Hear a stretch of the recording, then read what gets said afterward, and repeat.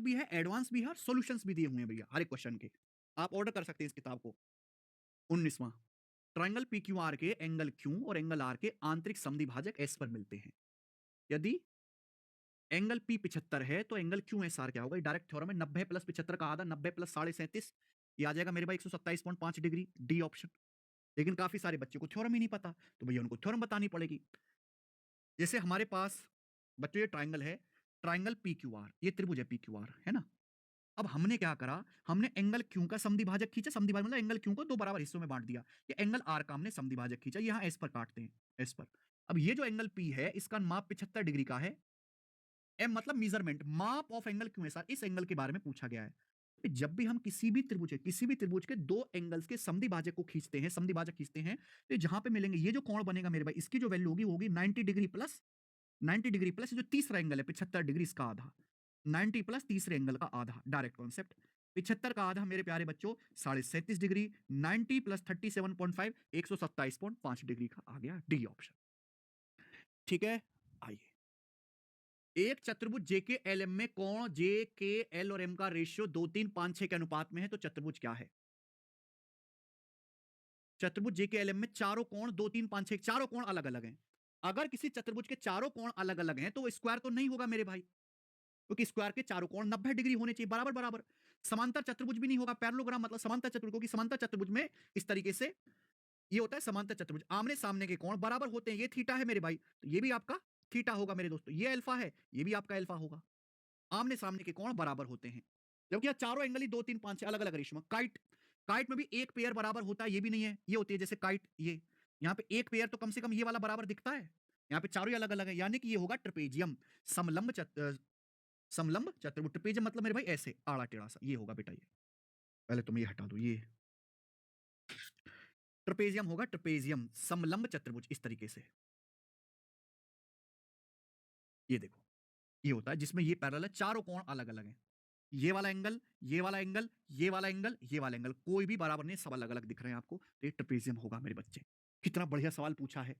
दो त्रिभुज ABC और DEF में AB EF के बराबर है, BC DF के बराबर है, CA DE के बराबर है, तो क्या सही है? देखो, अगर किन्हीं त्रिभुजों में अलग अलग त्रिभुज है ABC DF, लेकिन इनकी तीनों भुजाएं बराबर हो गई तो होंगे सर्वांग सम त्रिभुज। सारे अंग समान, इनकी भुजाएं बराबर, कोण बराबर, एरिया सब कुछ बराबर है। अब AB किसके बराबर है? EF के। तो देखिए AB की जगह EF आना चाहिए, DE है, गलत बात। AB की जगह मेरे भाई, AB की जगह DF आ रहा है, जबकि AB की जगह EF आना चाहिए, गलत बात। AB है, AB की जगह FD आ रहा है, गलत बात। ये देखिए AB है, AB की जगह यहाँ EF आ रहा है, EF। AB और EF बराबर है, तो AB की जगह EF ही लिखा होना चाहिए, यानी कि ये बिल्कुल सही है, डी ऑप्शन। तो भैया ऐसे सवाल को हम हमेशा ऑप्शन से, विकल्प से बनाएंगे मेरे बच्चों। ठीक है, आइए। 6 सेंटीमीटर त्रिज्या वाले अर्धवृत्त में अंकित किए जा सकने वाले सबसे बड़े त्रिभुज का एरिया क्या है? एक सेमी सर्कल है जिसकी रेडियस 6 सेंटीमीटर है। इसमें सबसे बड़े क्षेत्रफल का, सबसे बड़े साइज का जो ट्रायंगल बनेगा, उस ट्रायंगल का एरिया क्या होगा? तो ट्रायंगल का एरिया आएगा डायरेक्ट 6 का स्क्वायर 36, डायरेक्ट। नहीं समझे? मैं आपको बताता हूं। जैसे ये सेमी सर्कल है मेरे भाई, अर्धवृत्त, कॉन्सेप्ट है, कॉन्सेप्ट सेमी सर्कल है।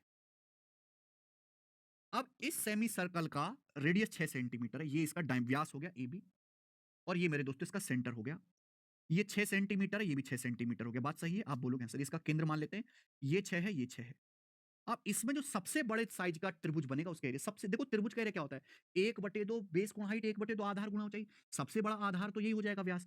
सबसे बड़ी ऊंचाई क्या हो सकती है? सबसे बड़ी ऊंचाई ये हो सकती है मेरे भाई, ये। इससे बड़ी आप ऊंचाई नहीं बना सकते त्रिभुज की, इसमें 90 डिग्री, जो खुद रेडियस के बराबर होगी 6। और ये जो होगा मेरे भाई, ये हो जाएगा वो त्रिभुज जिसकी आपको तलाश है, सबसे बड़े एरिया का। कोई मुझे इसमें इससे बड़ा कोई त्रिभुज सेट करके जो है बता सकता है बच्चा, तो दिखाए। ये आएगा, होगा कि नहीं? सबसे बड़ा त्रिभुज इसके अंदर यही बन सकता है। जब सबसे बड़ा त्रिभुज यही बनेगा मेरे भाई, तो इसका एरिया क्या आएगा? 1/2, ये आधार 12 हो जाएगा, और हाइट मेरे प्यारे भाई ये रेडियस ही हो जाएगी, ये रेडियस सेंटर से ये परी तक की दूरी, इससे बड़ी हाइट बन ही नहीं सकती, 6। तो 12×72/2 36 आ जाएगा। क्लियर? ये बिल्कुल मैंने आपको करके बताया, लेकिन पेपर में इतना नहीं करना है। पेपर में बच्चों डायरेक्ट शॉर्टकट है। अगर 6 सेंटीमीटर त्रिज्या वाला एक अर्धवृत्त है, इसके अंदर सबसे बड़े साइज का जो ट्रायंगल बनेगा, उसे ट्रायंगल का एरिया होगा डायरेक्ट रेडियस 6 है, 6 का स्क्वायर कर दीजिए, सीधा शॉर्टकट है। बैच में पढ़ाते हैं हम ये। आइए 23वां। रोम्बस का समचतुर्भुज का परिमाप ज्ञात करो जिसके विकर्ण की लंबाई 6 और 8 है। समचतुर्भुज का परिमाप, हालांकि वैसे तो चित्र की कोई जरूरत नहीं है, पर मैं आपको दिखा दूं। समचतुर्भुज ये होता है मेरे भाई, दिस इज कॉल्ड समचतुर्भुज, यानी कि जिसकी चारों भुजाएं बराबर हों, चारों भुजाएं बराबर हो और आमने सामने की भुजाएं समांतर हो। इसके विकर्ण की लंबाई 6 और 8 है, तो जैसे इसका एक विकर्ण ये हो गया, एक विकर्ण ये हो गया। समचतुर्भुज की सबसे बढ़िया खास बात ये होती है कि इसके दोनों विकर्ण एक दूसरे को यहां 90 डिग्री के कोण पर काटते हैं। अगर एक विकर्ण की लंबाई 6 और 8 है, तो जैसे 6 पे बाइसेक्ट करेंगे आधा आधा, 3 3 हो जाएगा। दूसरे की लंबाई 8 है तो आधा आधा हो जाएगा, 4 4। आप जानते हैं 90 डिग्री है, 3 है 4 है, तो 90 के सामने 5, यानी कि ये भुजा 5 आ जाएगी, ये 5 आ गया। अगर भुजा 5 आ गई तो चारों भुजाओं की लंबाई 20 आ जाएगी, 5 चौक 20। एक भुजा की लंबाई 5 आएगी, चारों भुजाओं की लंबाई 20 सेंटीमीटर पेरीमीटर। लेकिन पेपर में ऐसे नहीं करना है, पेपर में ऐसे नहीं करना। जब भी ऐसा सवाल आएगा आपको डायगोनल का जस्ट आधा कर देना, 6 का आधा 3, 8 का आधा 4, इसका ट्रिपलेट ढूंढ लो 90 के सामने। 3 4 है तो 90 के सामने 5 आएगा, ये साइड आएगी, साइड का 4 गुना कर दीजिए, पेरीमीटर 20 आ जाएगा परिमाप समचतुर्भुज का। सवाल है बच्चों आपके सामने यहां पर 24, बताइए। चित्र दे रखा, निकटवर्ती चित्र, बढ़िया चित्र है भैया। एल रेखा एम के समांतर है, एक्स प्लस 2y। यहां ना हमारे टाइपिस्ट ने एल और एम बनाए नहीं, ये जो दो लाइन बनाई है ना, इनको नाम दे दो एल और एम। ये दोनों लाइन एक दूसरे के समांतर यानी कि पैरेलल हैं। एक्स प्लस 2y यानी कि आपको एक्स भी निकालना है, 2y भी निकालना है, आपको पता होना चाहिए। अगर हम दो लाइन एक दूसरे के समांतर खींचते हैं तो पहली बात तो ये दोनों कोण, ये वाला एंगल थीटा, ये थीटा बराबर होता है अल्टरनेट एंगल, और ये थीटा और ये थीटा ये बराबर होता है संगत कोण, एक जैसी पोजीशन पे। ठीक है, अब यहां पर मेरे दोस्तों ये बताओ, ये 60 डिग्री है, ये 60 डिग्री है मेरे भाई, तो ये भी तो 60 डिग्री आ जाएगा। संगत कोण ये 60 डिग्री है तो ये भी 60 डिग्री आ जाएगा। ये सीधी रेखा है तो ये कितना बचेगा, 120 डिग्री बचेगा, 120 डिग्री। वाई का मान एक्स निकालना है। अब आप बताओ मेरे भाई, जब भी हम कोई दो समांतर रेखाएं खींचते हैं, जब भी हम दो समांतर रेखाएं खींचते हैं, ठीक है ध्यान सुनना, अगर हम दो पैरेलल लाइन खींचते हैं, पैरेलल लाइन, ये पैरेलल लाइन मैंने खींची, तो एक ही तरफ के कोण ले लीजिए, मैंने ये वाला कोण लिया और मैंने ये वाला कोण लिया, इन दोनों कोणों को जोड़ के, इन दोनों कोणों का जोड़ के 180 डिग्री आएगा, इन दोनों कोणों जोड़ के 180 आएगा। यहां पे देखो ये दोनों लाइन समांतर है, त्रियक रेखा है, ये x है 105 डिग्री, इनको जोड़ के 75 आएगा, 105 है तो ये 75 होना चाहिए, 175 डिग्री। बस हो गया सॉल्व। x 75 रखो, y 120 रखो, 120 दूनी 240, 240 प्लस 75 यानी कि 315 डिग्री सवाल का आंसर था, डी कुछ भी नहीं था। ये सारे कॉन्सेप्ट आपको कॉन्सेप्ट किंग वाली किताब में मिलेंगे, सारे कॉन्सेप्ट, ठीक है, क्लास में टीचर भी पढ़ाते हैं और इस किताब में भी लिखे हुए हैं। आओ, दो कोण पूरक हैं, पूरक कोण कॉम्प्लीमेंट्री कोण जानते हैं जिनका आपस में सम 90 डिग्री हो। बड़ा कोण छोटे कोण के माप के 5 गुने से 6 डिग्री कम है, बड़े कोण का माप क्या है, बहुत बढ़िया। दो कोण पूरक है, पूरक का मतलब उनका जोड़ 90 डिग्री है। सवाल में बोला गया कि बड़ा जो कोण है वो छोटे कोण के माप के 5 गुने से 6 डिग्री कम है। जैसे मैंने मान लिया कि माना छोटा कोण थीटा है, थीटा, तो सवाल ये कह रहा है चीख चीख के कि बड़ा जो कोण है वो छोटे कोण के 5 गुने से, थीटा का 5 गुना सा 6 डिग्री कम है, ये आएगा बड़ा कोण। बड़ा जो कोण है वो थीटा के 5 गुने से 6 डिग्री कम है, ये बड़ा कोण है। और इन दोनों को जोड़ के आना चाहिए 90। तो 5 theta plus theta 6 theta, 6 theta minus 6 degree बराबर 90, 90 जमा 6 96, तो 96 बटा 6 16, तो थीटा का मान आ जाएगा 16, 16 से कम 96। बड़ा कोण पूछे यहाँ रखेंगे, 16 पंजे 80, 80 में से 6 घटाएंगे 74 डिग्री, तो बड़ा कोण 74 डिग्री हो जाएगा। सी ऑप्शन बिल्कुल। सवाल करने में आरआरबी एएलपी का एक और सवाल, सवाल नंबर 26। आधे से ज्यादा क्वेश्चंस कर लिए हैं मेरे भाई। ओके, अब हम खाएंगे गुड़ की गज्जक, तुम भी खाओ भाई गुड़ की गज्जक, बढ़िया खानी चाहिए, ठंड में मजेदार रहती है। हाँ,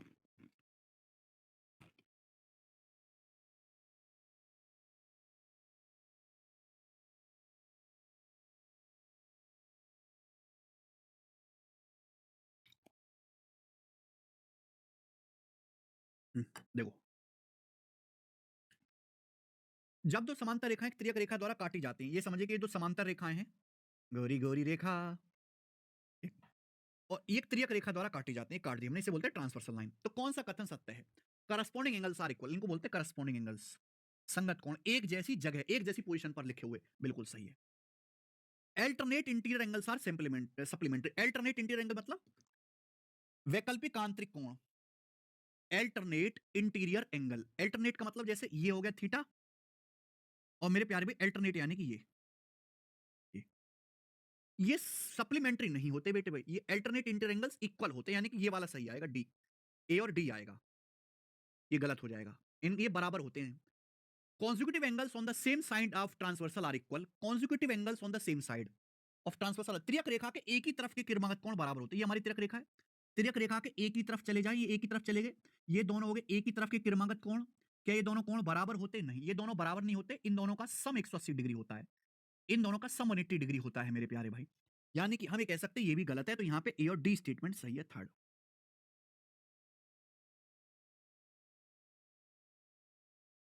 ठीक है जी, तो ये आसान सवाल था, कंप्लीट थ्योरेटिकल क्वेश्चन था। If regular polygon has 65 diagonals, number of side this polygon has is, बहुत बड़ा सवाल। अगर किसी बहुभुज में 65 विकर्ण हैं, तो बताओ उस बहुभुज में कितनी भुजाएं हैं? 13 भुजाएं भाई साहब। आप कहोगे सर कैसे? कॉन्सेप्ट है, अगर किसी पॉलीगन में भुजाओं की संख्या n है, अगर किसी पॉलीगन में n साइड हैं, तो इस पॉलीगन में जो डायगोनल्स होंगे, जो विकर्णों की संख्या होगी, if A polygon has n number of side, यदि किसी बहुभुज में भुजाओं की संख्या n है, तो उसमें विकर्णों की संख्या होती है n इंटू n माइनस 3/2। ये नंबर ऑफ डायगोनल विकर्णों की संख्या आ जाएगा, जो कि 65 विकर्ण है। सॉल्व तो मैं करूंगा नहीं, द्विघात समीकरण है, ऑप्शन से देख लिया, 13 ही सेटिस्फाई करेगा, क्योंकि 65 में 13 है। n की जगह 13 रखोगे, 13 माइनस 3 10/2, 2 से 10 जाएगा बेटे 5 बार, 13 पंजे 65 आ गया। तो यानी कि सवाल का आंसर है भाई साहब सी ऑप्शन। मैं आगे फेंकूंगा सवाल 28। क्वेश्चन नंबर 28 इज मलाई सवाल।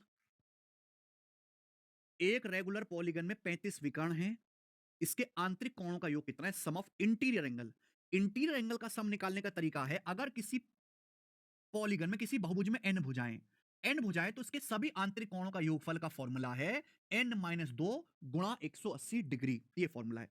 अब यहां बहुभुज में 35 विकर्ण है, 35 विकर्ण है, यानी कि भुजाओं की संख्या अगर n है, तो n इंटू n माइनस 3/2 बराबर 35। तो बताइए क्या आएगा यहां से? n की वैल्यू 8 नहीं होगी मेरे भाई, 9 नहीं आएगी, 10 आ जाएगा। n का मान आ गया 10। अगर n की जगह 10 रखूंगा, तो 10 गुणा 10 माइनस 3 7/2 70/2 35। ये हिट एंड ट्रायल अंदाजे से करा, 8 9 10 छोटी छोटी वैल्यू रख के देखा, 10 पे 35 आ रहे हैं। यानी कि पॉलीगन में n भुजाएं डेकागन है, तो उसके सभी आंतरिक कोणों का योग क्या आएगा? 10 माइनस 2 8 गुणा 180, तो 18 8 144, यानी कि 1440 डिग्री आ जाएगा, आंसर बी ऑप्शन। तो डायरेक्ट फॉर्मूला बेस्ड सवाल है, कोई क्रिएटिविटी इनमें नहीं है।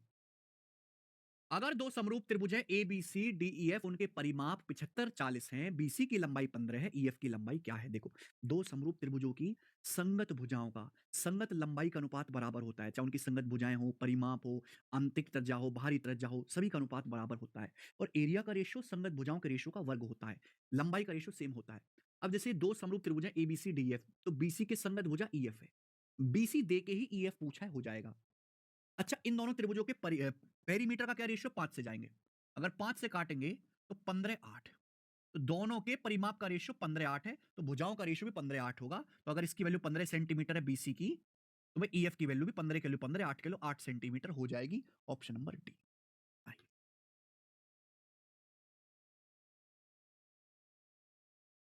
एक चतुर्भुज पी क्यू आर एस में यदि कोण क्यू और एस के मापों का योग 150 डिग्री है, पी और आर का माप 4 3 के अनुपात में है, तो आर का माप क्या होगा? देखो भाई साहब, सवाल में बोला है कि एक चतुर्भुज में कोण पी और कोण आर 4 3 के रेशियो में है, 4 3 के रेशियो में, ठीक है।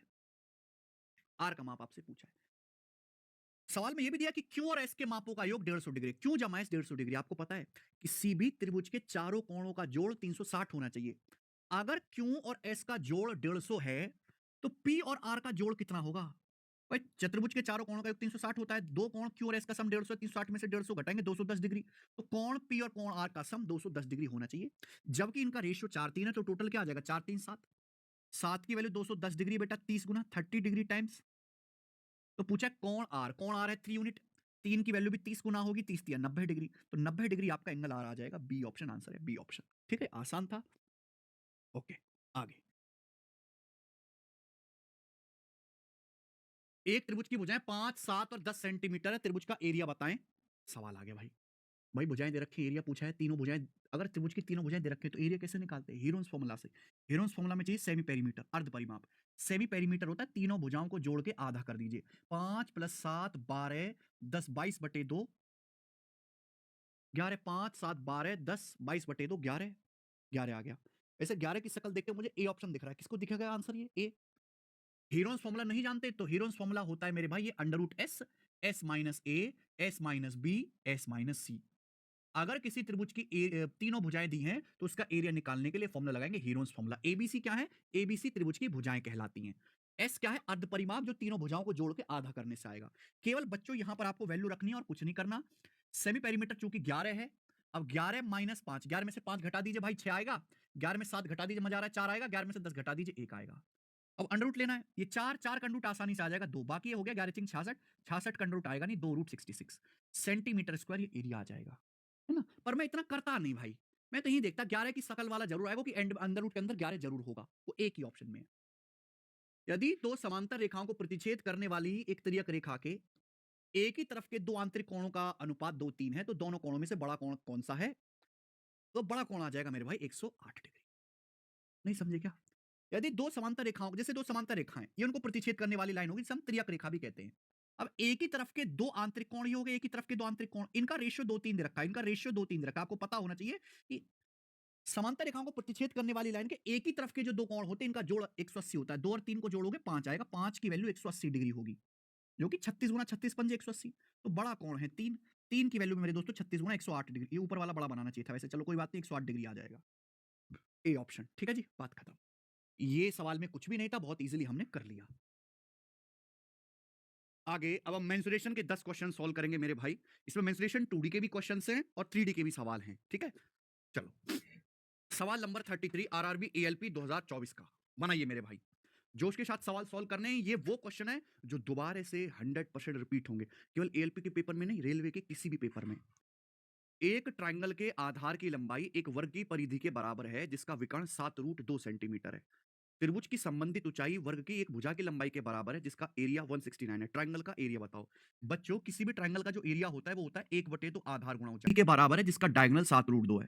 भाई अगर किसी स्क्वायर की साइड ए है तो उसका डायगोनल होता है a√2। अगर यहाँ डायगोनल 7√2 है तो इसका मतलब स्क्वायर की जो साइड है वो 7 होगी, तो स्क्वायर का परिमाप क्या होगा? 4 गुना। वर्ग का परिमाप होता है भुजा का 4 गुना, यानी कि 28। तो यानी कि यहाँ पे ट्रायंगल का जो आधार है वो 28 है। बोला इसी ट्रायंगल की जो ऊंचाई है, इस आधार पर जो ट्रायंगल की करस्पॉन्डिंग हाइट है वो उस वर्ग की भुजा की लंबाई के बराबर है जिसका एरिया 169 है। अगर किसी स्क्वायर का एरिया 169 है, 169 होता है तिहरा का वर्ग। आप सभी लोग जानते हैं स्क्वायर का एरिया मतलब भुजा का वर्ग। अगर यहाँ पे किसी स्क्वायर का एरिया 169 है तो उस स्क्वायर की साइड होगी बच्चों तिहरे, यानी कि ट्रायंगल की जो हाइट है वो तिहरे होगी 13। एरिया आ जाएगा त्रिभुज का 1/2 तो आधार गुणा ऊंचाई। तो यहाँ पे मेरे बच्चों क्या किया गया? केवल जबरदस्ती का लैंग्वेज को जो है हथियार बनाया गया है। 2 से 28 आप काट ही लोगे मेरे भाई 14 बार, तो 14 गुणा 13 कितना आएगा? 182, 140 और 42, 182 सेंटीमीटर स्क्वायर आंसर होना चाहिए और ये मेरे भाई बी ऑप्शन करेक्ट हो जाए, ठीक है। तो देखिए आसान सवाल था 2D मेंसुरेशन का, आपको फॉर्मूला याद होना चाहिए भाई जल्दी से। सवाल नंबर है आपके सामने 34। 10 सेंटीमीटर त्रिज्या की एक गेंद ली जाती है और केंद्र में a cylindrical hole of radius 1 centimetre is drilled through the centre. Centre से 1 सेंटीमीटर त्रिज्या का एक बेलनाकार छेद ड्रिल किया जाता है। Which of the options listed below is the closest in the value to the total surface area of hollowed out ball to the surface area of original ball? इन विकल्पों में से कौन सा विकल्प खोखली हुई गेंद के कुल सरफेस एरिया और ओरिजिनल बॉल के सरफेस एरिया के अनुपात के मान के सबसे करीब है? बहुत बढ़िया भाई, ये सवाल शानदार है यार, अच्छा लग रहा है ये। ऐसा सवाल तो अभी तक एसएससी में भी नहीं आया है, मैंने नहीं देखा अभी तक एसएससी में ऐसा सवाल आया हो। अब इस सवाल को करने के लिए आपको लगाना पड़ेगा थोड़ा सा दिमाग। आप ये समझिए कि इस तरीके से ये एक, आप ऐसे समझिए किस तरीके से सर्कुलर बॉल है, आप ऐसे समझो कि ये फुटबॉल है मेरे भाई, फुटबॉल, ठीक है ना, फुटबॉल है मेरे दोस्तों ये, जैसे फुटबॉल इस तरीके से, क्लियर है। अब ये जो है इसका सेंटर है, ये जो है इसका सेंटर है मेरे प्यार भी, ठीक है। अब यहां क्या करते हैं, इसकी रेडियस 10 सेंटीमीटर है, इसकी रेडियस 10 सेंटीमीटर है। अब 1 सेंटीमीटर रेडियस का एक बेलनाकार छेद करते हैं, यानी कि यहां पे आप ऐसे समझिए कि आपने सेंटर से ऐसे एक छेद कर दिया, छेद कर दिया मेरे भाई, ये ए ऐसे ऐसे, ये 1 सेंटीमीटर रेडियस वाला आपने छेद करके इस तरीके से एक सिलेंडर बना दिया। इसकी जो यहाँ पे रेडियस है 1 सेंटीमीटर है, 1। तो आपसे बोला है खोखली गेंद के सरफेस, खोखली गेंद के है भी जो होलोड आउट बॉल है, होलोड मतलब खोखली गेंद हो जाएगी ना, बीच में 1 सेंटीमीटर रेडियस का सिलेंडर बना दिया आपने पूरा। इसका total surface area original ball का टोटल सरफेस एरिया का रेशियो, देखिए ओरिजिनल बॉल की जो रेडियस है 10 है, ओरिजिनल बॉल का सरफेस एरिया आएगा 4 पाई आर स्क्वायर, 4 पाई 10 स्क्वायर। अब आप मुझे बताओ ये जो खोखली बॉल है इसका सरफेस एरिया क्या आएगा? सबसे पहले तो आप ये समझो कि पूरी जो ओरिजिनल बॉल है इसका surface area 4 pi r square, 4 pi r square, ठीक है। एक बार बताओ कि जैसे एक बॉल है, बॉल में मैं यहाँ पे ये ड्रिल कर देता हूँ, ड्रिल मैंने ड्रिल से आंख बंद करके देखो, बॉल से मैंने मशीन से ड्रिल कर दिया बॉल में, तो ये जब ड्रिल हो गया तो ये सरफेस में अंदर उंगली डाल के टच कर सकता हूँ, ये सरफेस में अंदर उंगली डाल के टच, भाई ये पहले से तो था नहीं। टोटल सरफेस एरिया का मतलब किसी फिगर में जितने भी पृष्ठ हैं, जितने भी सरफेस हैं, सभी के एरिया को ऐड कर दो। तो पूरी बॉल का सरफेस एरिया 4 पाई 10 स्क्वायर। जब मैंने ड्रिल किया तो मैं अंदर उंगली डाल के जो सिलेंडर मैंने बनाई, सिलेंडर का ये कर्व सरफेस एरिया टच कर सकता हूं। आप बताओ, अगर यहां पे ये रेडियस 10 है, ये रेडियस 10 है, अगर इसकी स्फीयर की, तो डायमीटर लगभग 20 आ जाएगा, 20। ये कितना आ जाएगा? 20 आ जाएगा, 10 दूनी 20 आ जाएगा, यानी कि सिलेंडर की हाइट आ जाएगी 20। तो मेरे भाई सिलेंडर का कर्व सरफेस एरिया 2 पाई आर एच, रेडियस 1 है और हाइट यहां पे 10 है, 2 पाई आर एच। ये मुझे ऐड करना पड़ेगा। क्लियर है? आप बोलोगे हाँ सर, लेकिन आप एक चीज मिस कर गए कि जैसे मेरे पास बॉल है, मैं उसको ड्रिल करता हूं, एक लोहे की मशीन से ड्रिल करता हूं, तो जब मैं ड्रिल करूंगा तो ये हिस्सा खोखला नहीं हो जाएगा। ये जो यहां से नीचे जो 2 सर्कल हैं, ये खाली नहीं हो जाएंगे। ये 2 सर्कल खाली नहीं हो जाएंगे मेरे भाई। उंगली डाल के आप अंदर टच कर सकते हो, लेकिन ये 2 सर्कल खाली नहीं हो जाएंगे। ये एरिया डिलीट नहीं हो गया, तो हमें 2 सर्कल का एरिया घटाना पड़ेगा मेरे भाई, क्योंकि ये खाली हो गए। पहले तो थे पर अब नहीं है। तो एक सर्कल का area pi r square, 2 circle का एरिया 2 पाई 1 स्क्वायर। और ये मेरे दोस्तों एक्चुअल में थोड़ा-सा एरर है इस कैलकुलेशन में, क्योंकि ये जो सिलेंडर बनेगा, यहाँ पे थोड़ा कर्व है, ये कर्व, कर्व है मेरे प्यार में, जबकि हम इसको सर्कल्स मान रहे हैं। ठीक है, पर आंसर भी क्लोजेस्ट में पूछा है तो हम यही लेके चलेंगे मेरे भाई। अब बताओ क्या आ जाएगा? पाई तो काट ही लेते हैं, पाई तो काट ही लेते हैं। ये हो जाएगा 400, ये रेडियस यहाँ 20 आ जाएगा मेरे भाई, ये 20 आएगा ना, 2 पाई 1 गुणा 20, 20 आ जाएगा, ठीक है ना? यहाँ पे सिलेंडर की हाइट 20 हो जाएगी, डायमीटर के बराबर, स्फीयर के डायमीटर के बराबर। तो पाई तो काट लेते हैं, तो 440, 20 दूनी 40 और माइनस 2, ये आ जाएगा 438, और नीचे आ जाएगा 4 गुणा 100, 400 ही आएगा भैया रेशियो। ये रेशियो आएगा मेरे बच्चों, ये जाएगा 2 से, मुझे पहला ही ऑप्शन दिख रहा है 219 रेशियो 200, ए ऑप्शन करेक्ट है। अच्छे लेवल का सवाल है मेरे भाई एएलपी के पेपर में। ये बताइए, पानी एक टैंक में 20 किलोमीटर पर आवर की स्पीड से बहता है। टैंक के आधार का आयाम 200 मीटर गुणा 150 मीटर दिया गया है। एक आयताकार पाइप के माध्यम से पानी आ रहा है जिसका आयाम, जिसका क्रॉस सेक्शन एरिया जो है हैविंग डायमेंशन 1.5 इंटू 1.25 मीटर दिया गया है। कितने समय में, समय बताना है मिनटों में, पानी 2 मीटर बढ़ जाएगा। देखिए हमारे पास एक पानी का टैंक है, उसमें हमें पानी भरना है, तो पानी का वॉल्यूम क्या होगा? एल गुणा बी गुणा एच। जो टैंक है, टैंक के आधार का आयाम यानी कि आधार की लंबाई चौड़ाई 200 मीटर गुणा 150 मीटर है, और हमें पानी जो है 2 मीटर ऊंचाई तक भरना है। तो कितना पानी भरना होगा? पानी का वॉल्यूम एल गुणा बी गुणा एच, 200 मीटर गुणा 150 मीटर गुणा 2 मीटर, इतना पानी हमें भरना है।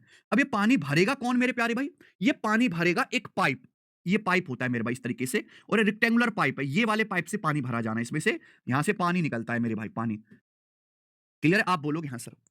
कितने समय में भर जाएगा? कितने समय में भर जाएगा? मैंने मान लिया कि भैया ये टी घंटे में भर जाएगा, टी घंटे में। तो मेरे भाई एक बात बताना, अगर कोई रेक्टेंगुलर पाइप है तो उसका वॉल्यूम क्या होता है? देखो वॉल्यूम होता है एरिया ऑफ बेस, आधार का क्षेत्रफल गुणा ऊंचाई। किसी भी क्यूबॉइड, ये पाइप एक क्यूबॉइड ही तो बन गया, इसका आयतन क्या होगा? एरिया ऑफ बेस गुणा हाइट। ये जो पाइप है इसका डायमेंशन दे रखा है 1.5 गुणा 1.25, इसका मतलब ये जो पाइप का मुंह है, ये जो पाइप का मुंह है, इसकी लंबाई चौड़ाई दे रखी है, ये 1.5 मीटर लंबा और 1.25 मीटर चौड़ा। पानी से निकल रहा है 20 किलोमीटर पर आवर की स्पीड से, इसका मतलब कि एक घंटे में 20 किलोमीटर पाइप के बराबर का पानी बाहर निकलता है। सवाल में बोला है कि पाइप में जो पानी है 20 किलोमीटर पर आवर की स्पीड से बह रहा है, इसका मतलब यह हुआ कि एक घंटे में 20 किलोमीटर पानी, 20 किलोमीटर लंबा पाइप ले लीजिए आप, तो 20 किलोमीटर लंबा पाइप ले लीजिए, तो एक घंटे में 20 किलोमीटर लंबाई के बराबर का पानी बाहर निकलता है इस पाइप से। तो आप मुझे बताओ एक घंटे में पाइप से कितना पानी बाहर निकलेगा?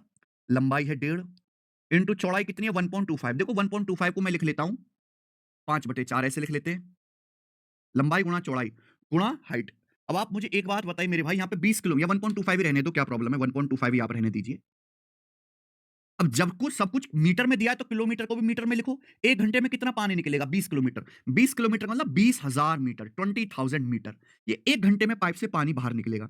मैंने ये निकाला है कि ये पाइप टी घंटे में भर देगा, तो टी घंटे में कितना पानी पाइप से निकलेगा? मल्टीप्लाई बाई टी, और ये टंकी को टैंक को भर देगा, ये बराबर होना चाहिए, दे शुड बी इक्वल। ठीक है बच्चों, 1 किलोमीटर में 1000 मीटर होते तो 20 किलोमीटर में 20,000 मीटर ही आएगा। 3 जीरो से 3 डेसिमल कट जाएंगे मेरे भाई, और एक जो है मेरे भाई यहाँ पे ये 20 से ये आपका 200 कट जाएगा 10 बार, ये 15 से भी आपका 150 कट जाएगा 10 बार।